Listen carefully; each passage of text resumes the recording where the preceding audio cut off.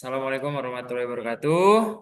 Kami dari kelompok 8 ingin mempresentasikan materi yaitu struktur data link list dan queue. Sebelum kita mulai, perkenalkan dulu nama saya Fahmi Putra Wibowo. Saya Muhammad Linggar Pamungkas. Saya Juan Marcos Marino. Saya Alfian Zulkarnain. Kami di sini ingin mempresentasikan struktur data link list dan queue. Langsung saja saya mulai. Yaitu adalah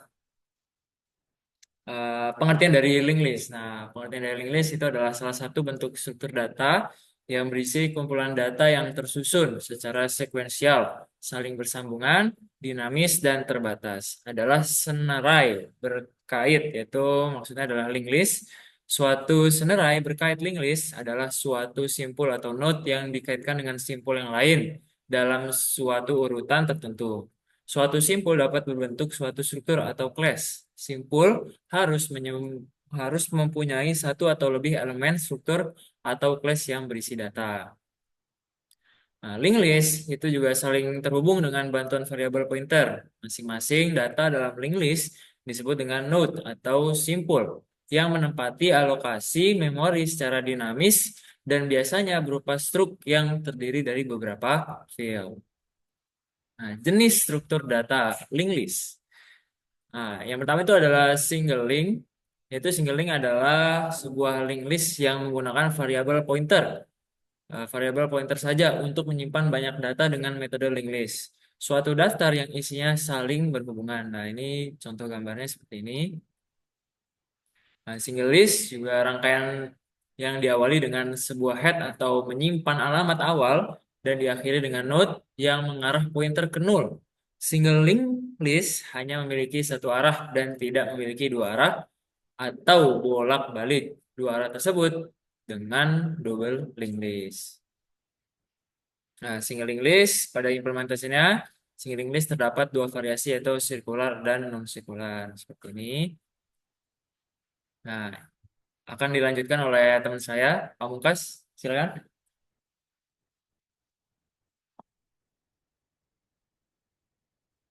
Yang selanjutnya ada operasi pada single list.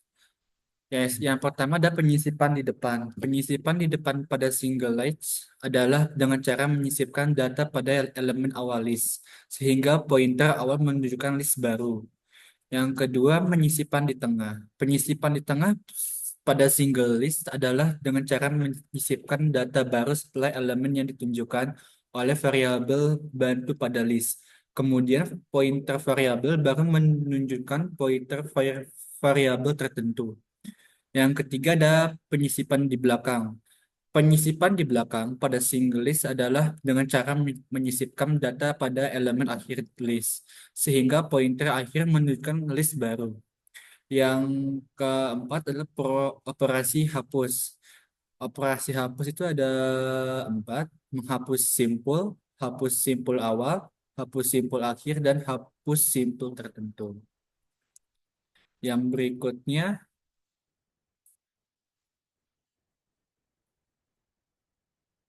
ada double like list terdiri dari elemen-elemen individu, di mana masing-masing dihubungkan dengan dua pointer. Masing-masing elemen terdiri dari tiga bagian, yaitu sebuah data dan sebuah pointer yang berisi alamat data berikutnya.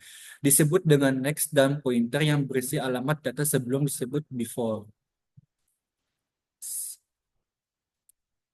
Selanjutnya ada operasi pada double like list. Yang pertama ada push. Push merupakan sebuah operasi insert di mana di dalam like list terdapat dua kemungkinan insert, yaitu insert melalui depan atau push depan ataupun belakang dengan push belakang.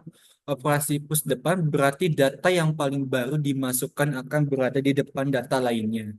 Dan sebaliknya, push belakang berarti data yang paling baru akan berada di belakang data lainnya. Yang kedua ada pop. Pop kebalikan dari push.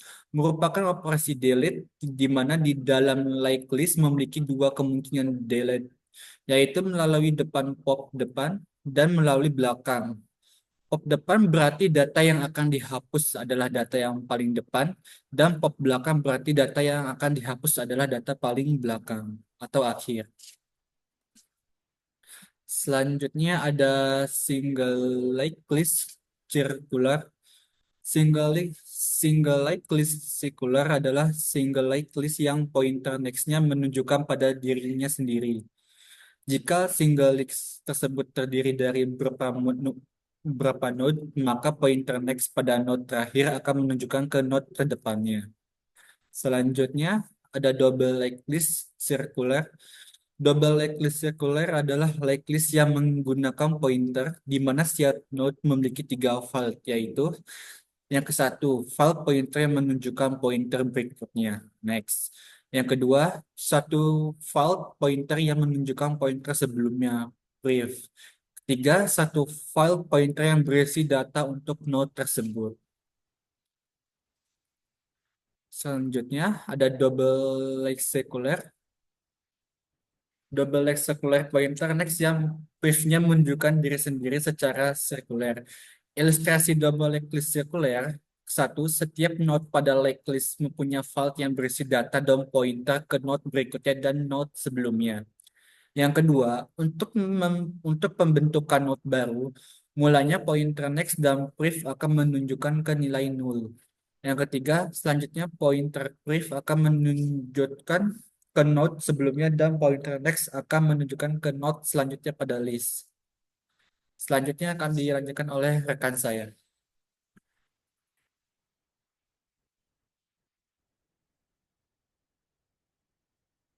Oke, selanjutnya ada queue. Pertama, pengertian queue atau antrian. Queue adalah struktur data yang mengikuti prinsip first in, first out atau VFO, di mana elemen yang pertama masuk adalah yang pertama keluar. Contoh umum memvisualisasikan queue adalah antrian kasir di bank. Pelanggan baru bergabung di bagian belakang antrian, dan pelanggan yang sedang dilayani ada di bagian depan. Kemudian ada karakter queue. Karakter penting dari antrian atau queue adalah pertama, elemen antrian, item-item data yang terdapat dalam antrian. Yang kedua, front, elemen yang berada di bagian depan antrian. Yang ketiga, ada rear, elemen yang berada di belakang antrian.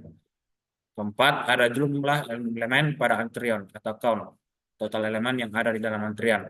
Kelima, ada status antrian, kondisi atau keadaan dari antrian, misalnya kosong atau penuh. Kemudian ada kursi antrian di mana penuh. Bila elemen dalam antrian mencapai kapasitas maksimum, penambahan elemen baru tidak mungkin dilakukan. Kondisi ini disebut sebagai overflow, di mana setiap upaya yang untuk menambah elemen akan menyebabkan kesalahan karena antrian sudah penuh. Kemudian ada kosong. Bila tidak ada elemen dalam antrian, pengeleman elemen dari antrian tidak mungkin dilakukan. Kondisi ini disebut underflow, di mana upaya untuk mengambil elemen akan menyebabkan kesalahan karena antrian kosong. Kemudian ada representasi dari queue. Yang pertama, implementasi dengan array. Dalam antrian terdapat dua operasi dasar, yaitu menambahkan elemen baru yang ditempatkan di bagian belakang antrian dan menghapus elemen yang berada di bagian depan antrian. Selain itu, kita juga sering perlu memeriksa apakah antrian berisi elemen atau dalam keadaan kosong. Kemudian adalah implementasi antrian dengan linked list. Antrian yang dipresentasikan dengan linked list adalah memiliki beberapa variasi. Pada kesempatan kali ini kita akan membahas satu jenis representasi saja. Linked list yang digunakan di sini adalah struktur yang berisi pointer yang menunjukkan pada simpul front dan rear dari linked list. Setiap simpul berisi data dari antrian serta link menunjukkan ke simpul berikutnya dalam linked list yang dinamakan link. Kemudian akan dilanjutkan teman saya.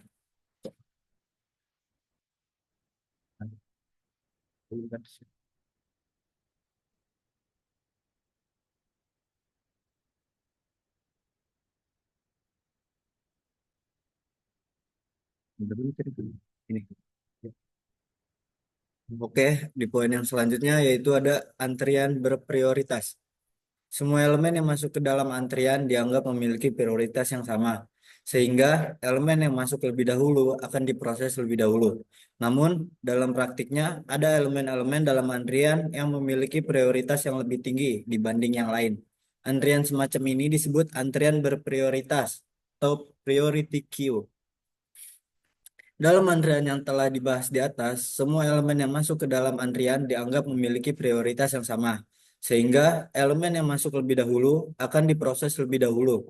Namun, dalam praktiknya, ada elemen-elemen dalam antrian yang memiliki prioritas lebih tinggi dibanding yang lain. Antrian semacam ini disebut antrian berprioritas priority queue. Sekian dari kelompok kami.